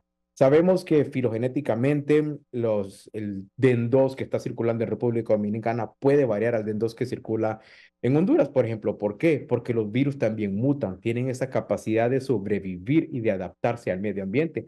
Así como nosotros los humanos estamos evolucionando constantemente, los virus, las bacterias también lo están haciendo. Y lamentablemente esto lo están haciendo de una forma mucho más rápida y con una capacidad mucho más agresiva para causar una mortalidad. Es por lo tanto que siempre tenemos casos que se están saliendo, pues prácticamente, por así decirlo, de lo normal que solemos ver. El ciclo de la enfermedad, como mencionó la doctora Elsa Palós, estamos viendo cada 6 años usualmente, a veces puede ser un poco menos, pero esto también va asociado a lo que es los cambios climatológicos que estamos teniendo, temperaturas más altas, tiempos mayores de sequía, ¿sí? Lo que es la migración de las personas, el crecimiento o la urbanización no controlada, la falta de agua potable, la falta de acceso a salud y la educación y del conocimiento de la enfermedad, entre otros, son muchos de los factores que hacen que cada vez estemos teniendo más enfermedades vectoriales. Y es ahí que viene de la mano lo que es la enfermedad por malaria, lo que es la transmisión por malaria. Afortunadamente, el anófeles no tiene esa capacidad que tiene lo que es el Aedes aegypti, ¿no? De que usualmente el anófeles afecta más en la noche, es más doméstico, por así decirlo, pasa más dentro de la casa que fuera de la casa, por lo tanto, una forma de prevención es poner los insecticidas tópicos en lo que es dentro de las casas donde tenemos mayores casos de dengue. Lamentablemente siempre hemos tenido muchos casos de dengue en lo que es en lo que es en el departamento de gracias a Dios. Y uno de los factores que estamos teniendo ahí, y es un factor adverso, es lo que es la deforestación. Son otros de los factores que ayudan a la propagación de lo que es el vector anófeles. Por lo tanto, tenemos que hacer una vigilancia no tanto pasiva, sino que activa, un método de acción, de prevención prácticamente activo, y de esta forma poder controlar lo que es la transmisibilidad y tratar de erradicar lo que es estos vectores. Sabemos que en relación a dengue, la Aedes aegypti es bastante complicado, pero con malaria es algo que podemos lograr, afortunadamente dado y conocimiento sobre lo que es el ciclo de vida de este vector. Por lo tanto, es parte del gobierno, como mencionaba la doctora Elsa Paló, es algo multifactorial, está el gobierno involucrado, pero la sociedad como tal también debemos de hacer nuestra parte, porque es algo que es propio de nuestro país, llegó para quedarse, somos, como recalco, tenemos todas las condiciones idóneas para que sigamos teniendo esta enfermedad por dengue. Y recalco, no necesariamente tenemos que tener lluvias para tener casos de dengue. La larva tiene esa capacidad, el huevo tiene esa capacidad de soportar temperaturas extremas. Una vez la larva, el huevo, el virus, perdón, en el vector, puede estar en él cerca de 4 hasta 6 semanas, si es que hasta 8 semanas se ha descrito. Y algo que también estamos teniendo es que el vector, es el Aedes aegypti, tiene una mayor capacidad de adaptación que lo que puede hacer en lo que es el anófeles. Por lo tanto, estamos perdiendo la batalla contra el virus del dengue. Estos ciclos que vamos a estar teniendo cada vez pueden ser mayores, cada vez vamos a tener más casos de dengue, porque, recalco, lo que es los cambios climáticos, la urbanización no controlada, la falta de acceso a salud y otro factor de lo que estamos teniendo es que, como veíamos una de las gráficas, en la mayoría de los casos de dengue son sospechosos. Y algo que va en cuanto a la educación de los médicos, tanto médicos generales como médicos pediatras, es que no todo lo que es trombocitopenia es exactamente dengue. Y también el diagnóstico, en la forma de diagnóstico del virus del dengue, tenemos lo que es el antígeno NS1, que hay otras enfermedades vectoriales que nos pueden dar un falso positivo, como lo que es Zika, y también tenemos Zika. Por lo tanto, hay que saber y ser bien acuciosos en cuanto a la interpretación de las pruebas de diagnóstico y no todo lo que es IgM positivo o IgG positivo con una caída de trombocitopenia en 134,000, 110,000, 120,000 tiene que ser dengue, porque también podemos llegar a tener un sobrediagnóstico de lo que es esta enfermedad y ser bien acuciosos, y es ahí donde volvemos a hacer énfasis en la educación continua de nuestros médicos, porque lamentablemente podemos ser un país endémico de dengue, pero no todos tenemos esa acuciosidad, no todos tenemos ese conocimiento en cuanto a la interpretación de lo que es el diagnóstico y manejo. Otra de las cosas que a veces tenemos recibimos niños aquí en el Mario Rivas es que seguimos manejando los niños con altas cargas de volúmenes, ¿sí? Estas altas cargas de volúmenes favorecen lo que es la pérdida de líquidos a tercer espacio, entre ellos abdomen, cavidad torácica, y eso hace que el dengue se nos vaya complicando. Muchos de estos, por lo tanto, ser bien acuciosos, bien precavidos en cuanto al manejo y la hidratación de los casos del virus del dengue, porque en la mayoría, pues probablemente nosotros también podemos aumentar lo que es la morbimortalidad de lo que es esta enfermedad por este virus del dengue.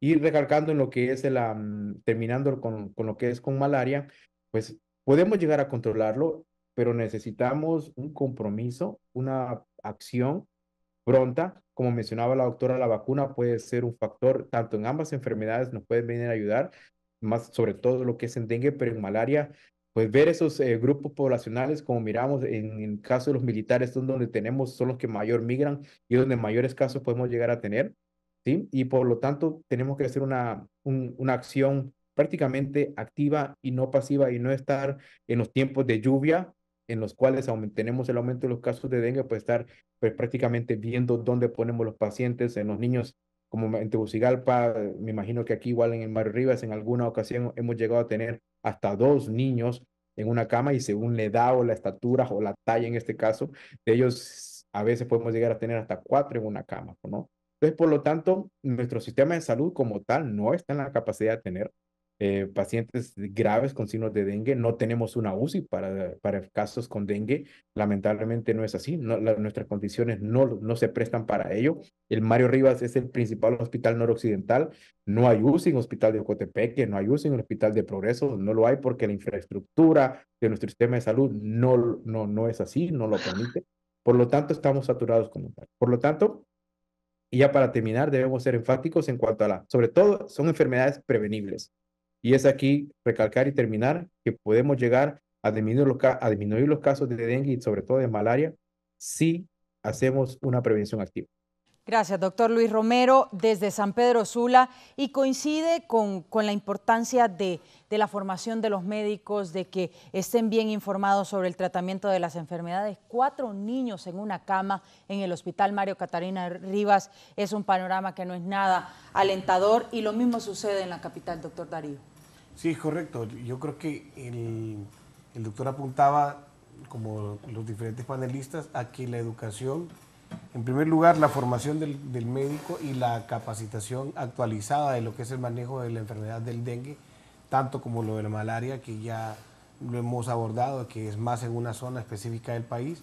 En este momento, el incremento de los números de casos de ambas enfermedades nos tiene que poner en alerta, porque las fiebres siguen siendo uno de los síntomas más comunes y que debemos estar entrenados los doctores y el equipo médico que trabaja en las diferentes emergencias de todos los hospitales para poder detectar y determinar. Una de las desventajas que hemos visto a nivel público es que las pruebas para dengue se hacen en los pacientes que ya están prácticamente hospitalizados y que tienen características de dengue grave. Esa es una limitante para poder determinar el número real de casos y poder determinar las cosas a tiempo. Lo otro que yo lamentaba el fin de semana pasado, la muerte de un niño en el norte del país que visitó una clínica primero, se le brindan líquidos endovenosos, y se va a su casa y el segundo día le vuelven a dar líquidos endovenosos y se vuelve a su casa. El tercer día lo dejan hospitalizado y ya en la referencia el paciente muere. Entonces vean ustedes cómo lo apuntaba el doctor Romero. Los líquidos tienen una cantidad, entonces la capacitación y la dotación de bombas de infusión en los hospitales es lo que nos debe tener en primer lugar listos para hacerle frente cuando tenemos el paciente con dengue. Entonces, creo que desde el punto de vista del durante, con respecto a la dotación de los sitios para poder atender los pacientes, se han abierto las diferentes salas en los diferentes sistemas que tenemos, tanto público, autónomo como el seguro a nivel privado, y en segundo lugar la capacitación de la gente, tanto a nivel de médicos de emergencia, generales, pediatras generales y enfermería, para poder hacerle frente a esta situación. Y con respecto a la población, que es donde yo quiero pues orientarme, la comunidad tiene todo que ver, no tiene un poco, ni mucho ni menos que la participación de la Secretaría de Salud, alcaldías, educación, sino que somos todos los que debemos organizarnos. Sabemos que en cada barrio y colonia de nuestras ciudades existen lo que son patronatos, existen lo que son los comités locales de emergencia, y yo creo que hay que activar esas fuerzas vivas de las colonias y los barrios para poder empezar a ver los depósitos de agua y detectar dónde está la larva y darle tratamiento. Eso yo creo que en este momento hay que hacer todas las acciones que podemos en contra del dengue. Todo lo posible para que al final no afecte nuestros hogares, que no afecte a nuestros familiares. Doctora Elsa Palou, quizá una recomendación para la sociedad, pero también para la Secretaría de Salud en base a su experiencia para el tratamiento de esta enfermedad y evitar pues a toda costa estas tragedias, esta pérdida de vidas humanas. Día de Salud es siempre, permanentemente se tiene que trabajar en control de criaderos si queremos tener menos casos de dengue. Ya sabemos que es cíclico y que el último ciclo había sido 2019, donde tuvimos alrededor de 180 muertos. Entonces, el año pasado, a finales, vimos que estaban empezando a crecer los casos. Era momento de enfatizar, ¿verdad?, el control de criaderos. Eso debe ser permanente, como dijo el doctor Romero, aunque no haya lluvia, pero ahí está el huevecillo, y en cuanto le caiga un poco de agua al recipiente donde esté ese huevecillo, vamos a tener el zancudo que va a poder transmitir el dengue. Entonces las acciones son permanentes, son multisectoriales, tenemos que autoevaluarnos, tenemos que ver si lo que estamos haciendo es suficiente o si necesitamos hacer algo más. En malaria, por ejemplo, en malaria tenemos la posibilidad, además de profilaxis, que no lo tenemos en dengue. En malaria nosotros podemos dar cloroquina profiláctica al que va a ir por trabajo o por diversión a las áreas maláricas, ¿verdad? Sabemos que se tiene que empezar a tomar de un par de semanas antes que se vaya, durante el tiempo que va a estar ahí, y al regreso seguir tomando por un par de semanas más, y eso es un recurso que tenemos en malaria. Los mosquiteros impregnados de insecticidas que nos ayudan en ambos casos, pero que en la mosquitia y en los sitios de aumento de Plasmodium falciparum o falciparum es importante. Lo de el poder tener el uso de químicos adentro de las casas para control de malaria es también importante, ¿verdad? Lo que hablaba también el doctor Romero, las vacunas que ya tenemos tanto en dengue como en malaria, pero sin olvidar que no es lo más importante. La vacuna en estas dos enfermedades tienen un lugar en la prevención, tienen un nicho en la prevención, pero no es lo más importante. En dengue, lo más importante, el control de los criaderos. Cuando ya nos explota el problema y tenemos los miles de casos como ahorita, entonces también tenemos que ver que hay que manejar esos casos y hay que capacitar al personal, hay que tener el suficiente personal, las suficientes camas y los suficientes recursos. El hecho de que los hospitales móviles se estén usando para dengue a mí me parece adecuado, porque para dengue creo que sí se pueden utilizar, ¿verdad?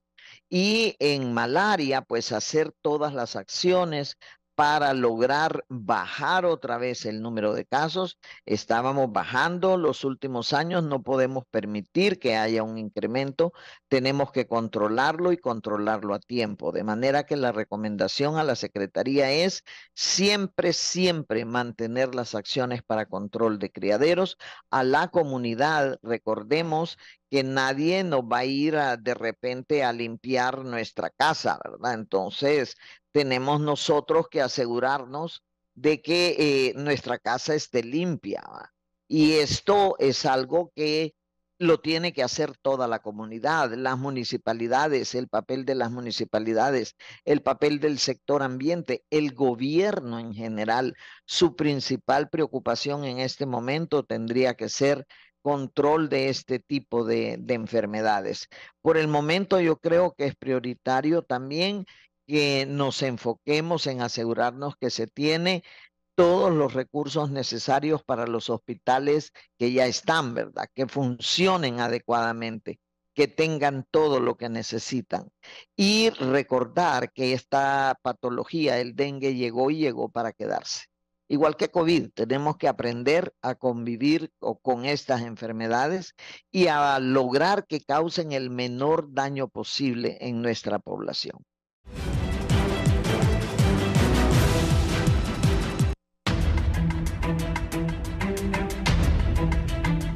Regresamos con más del Foro La Entrevista esta mañana de martes. Doctor Henry Andino, bueno, las condiciones del Seguro Social, el llamado a la población y también a las autoridades para este tratamiento de estas enfermedades como el dengue y la malaria. Así es. La doctora Paló decía de los pocos recursos hospitalarios que hay en todo el país. No solamente las unidades de cuidados intensivos son pequeñas, ¿no? Nosotros tenemos una unidad de cuidados intensivos que tiene 7 espacios y una cuidado de intermedios que tiene 15 espacios. Pero son de referencia nacional, es decir, aquí es donde viene el caso más grave de todo el país, ¿no? Pero en camas hospitalarias el país solo tiene 6.500 camas. 62% lo tenemos nosotros en Tegucigalpa, con un poco en San Pedro Sula. El resto no va a tener espacio hospitalario para poder darle cabida a pacientes que puedan enfermar por dengue. Y hablábamos fuera de cámara, es posible que la población ya esté fatigada de escuchar lo mismo como mensaje central, ¿no? La gente a lo mejor necesita escuchar que el dengue mata, que el dengue en 3 días se complica y puede atentar contra la vida de la gente. El dengue es una enfermedad que debe de ser propia del paciente porque necesita de una cantidad muy grande de autocuidado, es decir, yo me tengo que cuidar y después entregarme a la posibilidad de que un médico me pueda ver y que me dé las medidas que yo necesito. Pero la gente debe entender que este no es un problema hospitalario, porque si fuese hospitalario no tendríamos con qué. Es un tema de las comunidades, es un tema de los hogares, es un tema familiar, es un tema individual. Yo no me quiero enfermar, tengo que tomar las medidas claras para no enfermarme. Miren, y no estamos hablando de enormes depósitos de agua. Un simple tapón de una agua que yo descarto queda con un poco de agua y el zancudo es tan hábil que encuentra un lugar donde depositar sus huevos. Y como ya lo discutimos acá, los huevos tienen alta resistencia. Miren, nosotros desde la medicina tropical entendemos claramente cómo se transforma este zancudo en beneficio de su propia vida, no en beneficio nuestro, ¿no? Es muy doméstico, por supuesto, pero causa mucho daño a la hora de que se vuelva doméstico, porque las cantidades de zancudos en casa son directamente proporcionales a la capacidad de enfermarnos a toditos que estemos en la casa. le ruego a la ciudadanía que tome conciencia de que esto lo podemos contener desde sus propias casas, desde sus propias comunidades. No esperen llegar al hospital, no esperen llegar a enfermar gravemente, porque el dengue mata, el riesgo de morir es alto. Aunque la letalidad y la mortalidad sean bajas en este momento, pero el riesgo de morir está ahí. Y en una letalidad corregida nosotros vamos a encontrar que vamos a tener un porcentaje más alto.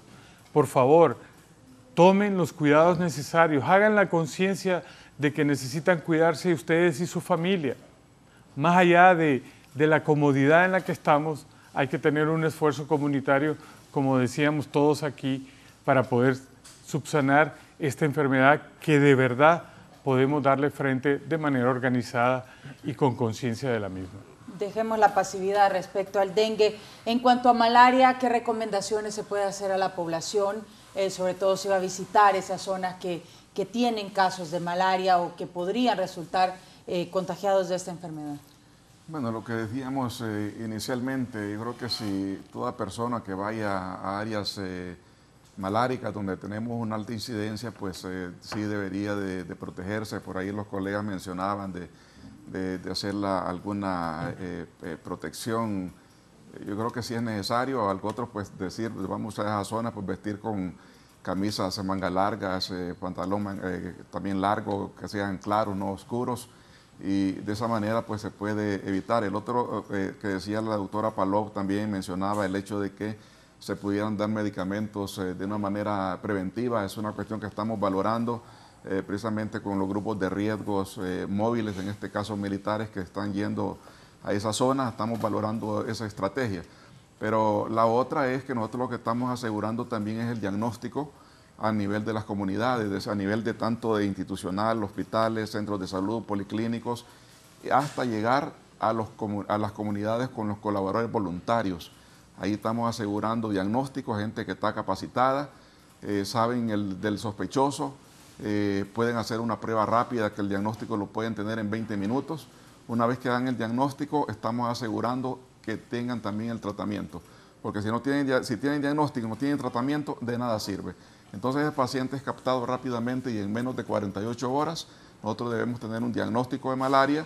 Una vez que se diagnostica, inmediatamente el tratamiento. Entonces, a la población, por lo menos en los departamentos donde tenemos casos de malaria, es que inmediatamente que ellos sienten algún malestar, puede ser dengue, cualquier otra enfermedad, como bien lo decía la doctora Paló, leptospirosis, el médico tiene que hacer un diagnóstico diferencial. Pero en caso que ellos se sientan con algún tipo de enfermedad, lo recomendable es que busquen atención médica, ya sea en las comunidades con los colaboradores voluntarios o en los centros de salud, que lo busquen inmediatamente, que ahí van a tener un diagnóstico gratis, van a tener un tratamiento también de forma gratuita.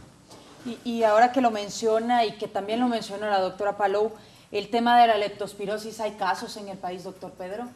Sí, la leptospira es una enfermedad que se ve intensificada en tiempos de lluvia. Y haciendo la aclaración con el tema, ¿verdad? Leptospira tiene síntomas y signos muy similares a lo que es el dengue. Entonces, y a la malaria, claro, sí, está, ¿verdad? Entonces, cuando la parte del fortalecimiento de un sistema de atención es el diagnóstico precoz de aquellas enfermedades. Y en este momento la leptospira pasa a este contexto, igual que el dengue. Entonces, decirle al compañero médico, al asistencial, de que haga este diagnóstico diferencial, ¿verdad? En mayo también la OPS dio una alerta por infecciones respiratorias, virus sincitial respiratorio, que también va acompañado de fiebre, ¿verdad? Entonces, decirle igualmente al galeno, ¿verdad?, de que haga este diagnóstico diferencial preciso, este diagnóstico precoz, es cierto, pero que tome los diferenciales como tal, para no estar evacuando casos de dengue teniendo otras patologías como tal, ¿verdad? ¿Sabe, doctor Darío, si hay casos de leptospirosis en el hospital escuela? En este momento creo que no ha sido reportado, no hay en este momento, pero es correcto lo que decía nuestro compañero, es necesaria el abordaje clínico, es decir, cuando hablamos de eso es los síntomas y los signos que presenta el paciente, que seamos capaces, tanto los padres de familia como los médicos tratantes a nivel general, de pediatría general o de especialidad, que tengamos la capacidad de poder responder cuáles son estos síntomas. Hemos visto casos de dengue que inician con rash, hemos visto casos de dengue que han empezado sin fiebre, son escasos pero existen, es decir, la clínica es muy importante. Si usted va a consulta con su niño, tiene que haber cómo tomarle la presión aunque tenga 6 meses, 10 años o 20 años. Es decir, que nuestros hospitales, tanto clínicas a nivel privado o público, tenemos el deber de tener cómo tomar presión arterial, cómo examinar adecuadamente, el uso de un buen termómetro y por supuesto de un abordaje, de un examen físico completo que junto con un hemograma pueden determinar si hay o no una enfermedad como el dengue. Obviamente existe la prueba rápida del N1S1, que hay desventaja con ella, ya que hay hasta un 50% de las veces podría dar un falso negativo o un falso positivo. Así es que a la población mi mensaje es el siguiente: un síntoma como fiebre puede ser un montón de enfermedades. Sí. Aquí lo están escuchando. Entonces, decaimiento, cuando ya el niño puede hablar y puede decir si hay dolor abdominal, vómitos, decaimiento, poca orina o poca ingesta de líquidos, de lechita, de pepe, de pecho, y si tiene, no digamos si tiene puntitos rojos como manchas que son petequias o moretes, obviamente cualquiera de estos síntomas es alerta para poder ir al doctor. Así es que el hecho de que no está orinando mucho, de que no está tomando mucho y tiene fiebre, ya es suficiente para ir al doctor. No espere 1 o 2 días. Como les digo, estamos entrenados en este momento, la Secretaría de Salud y los diferentes dispositivos del Seguro Social han hecho capacitaciones para que podamos y entrenarnos para poder atender a esta situación del dengue. Así que puede ser algo que parece leve, pero es mejor estar seguro de que todo está bien en cada uno de nuestros pacientes. Bien, doctora Palou, los riesgos de leptospirosis también por las lluvias. Bueno, siempre va a haber un riesgo. Afortunadamente ahorita no se están reportando incremento de casos, pero como médicos tenemos que tener en mente el diagnóstico diferencial de un caso de fiebre cuando hemos tenido lluvias abundantes. Y también vamos a tener incremento de infecciones respiratorias, también incremento de diarreas, y es algo que como médicos tenemos que estar al pendiente y tenerlo en mente y hacer un diagnóstico diferencial, como decía el doctor Darío Zúñiga, que se puede hacer desde el punto de vista clínico y confirmarlo con laboratorio, y que le toca a la Secretaría asegurarse que hayan los insumos de laboratorio suficientes y necesarios para hacer estos diagnósticos diferenciales. Entonces es importante ahí, ¿verdad?, que también tengamos esto en mente. Por otro lado, algo que me parece que también debemos de recalcar es lo que nos decía el doctor Henry, ¿verdad?, que es cierto, el dengue mata.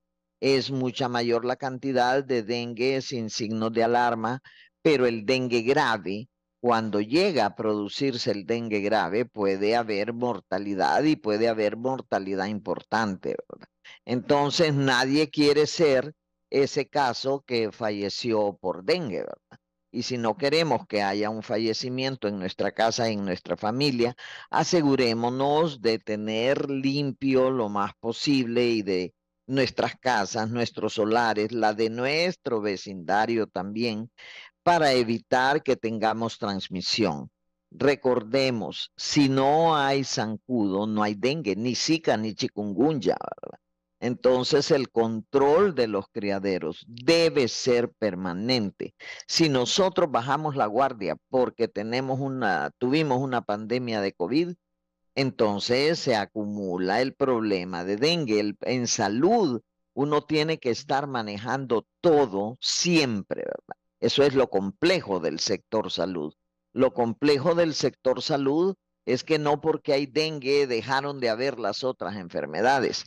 tiene que estarse pendiente de todo, de absolutamente todo, tanto desde el punto de vista preventivo en salud pública, como desde el punto de vista clínico y curativo para los que somos médicos clínicos también.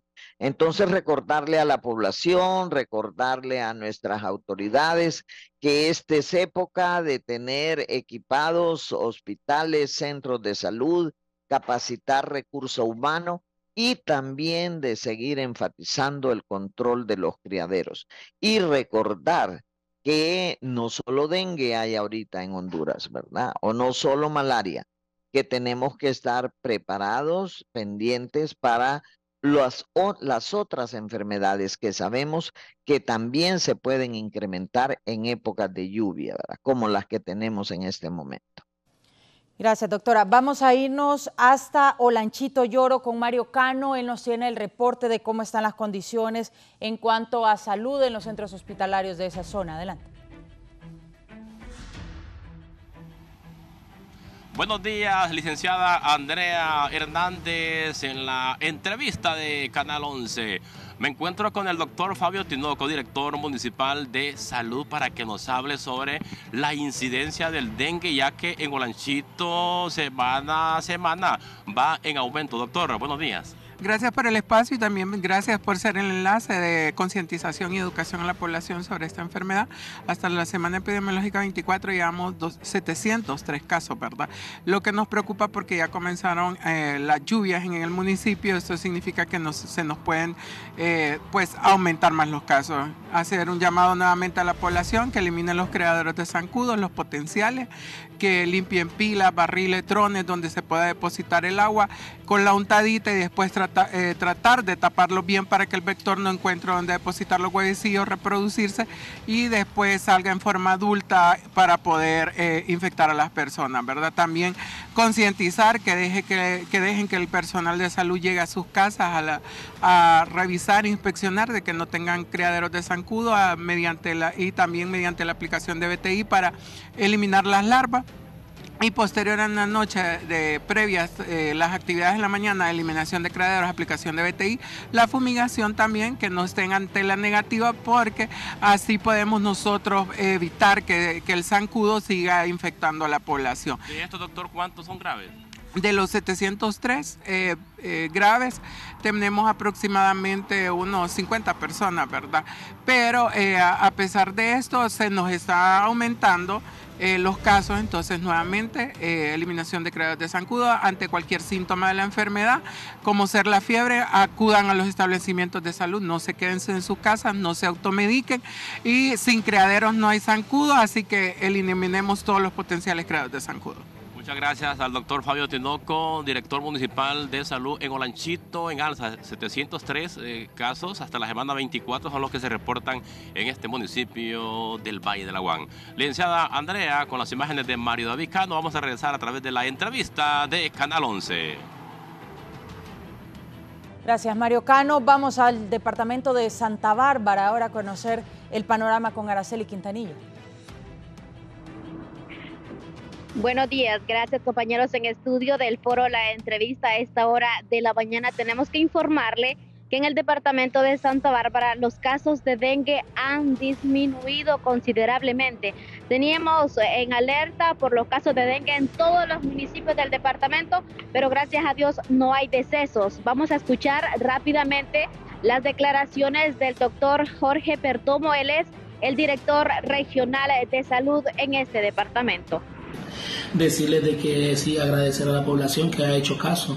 No se ha hecho de la vista gorda para no cumplir las ordenanzas municipales. Agradecer a aquellos alcaldes que están trabajando en conjunto con nosotros, nuestro personal de salud, a la población en sí, a los centros educativos, a las ONG. Agradecer con el esfuerzo. Recordarles que nosotros damos el todo por la población, que es el bien común para todos. En este caso, decirles que estamos abastecidos, estamos trabajando, el equipo regional está trabajando arduamente, dependiendo, se analiza pues los fines de semana, los sábados, los domingos, se analizan los municipios que tienen positividad, en los cuales pues se levantan lo que son las encuestas larvarias y posteriormente se envía la fumigación. Recordarles que la máquina de nosotros también está interviniendo varios municipios y que agradecer a la población lo demás. En este caso donde se abrieron, pues donde tenemos los centros de estabilización, que gracias a Dios que están diarios, ellos están reportando al jefe de redes, se está reportando lo que es prácticamente lo diario, los que se ingresan, los que son ambulatorios, y solamente se envía lo que es al hospital, lo que es en realidad que necesita una atención hospitalaria, como puede ser el municipio de, donde tenemos los centros el centro de estabilización, San Nicolás, San José de Colinas, Trinidad, Quimistán, Concepción Sur, San Luis, Nueva Frontera, Atima, Arada, entre mencionarles, y posiblemente abramos otros municipios. Esto es lo que ha manifestado, pero con esto de las lluvias que están azotando el departamento en los últimos días, no se descarta que estos casos vuelvan a repuntar y volvamos a tener en alerta por dengue el departamento de Santa Bárbara. Nosotros estaremos siempre al pendiente de lo que pueda pasar con esta situación epidémica que está azotando el país, y el departamento de Santa Bárbara no es la excepción. Con este contacto completamente en vivo desde Santa Bárbara, regreso a estudios principales. Gracias. Y bueno, hemos llegado a la etapa final del foro de la entrevista. Agradezco a mis invitados de esta mañana, el doctor Francisco Medina, doctor Pedro Medina, doctor Henry Andino, doctor Luis Romero, la doctora Elsa Palou y el doctor Darío Zúñiga por habernos acompañado. Gracias a usted por su tiempo. Nos despedimos. Feliz día.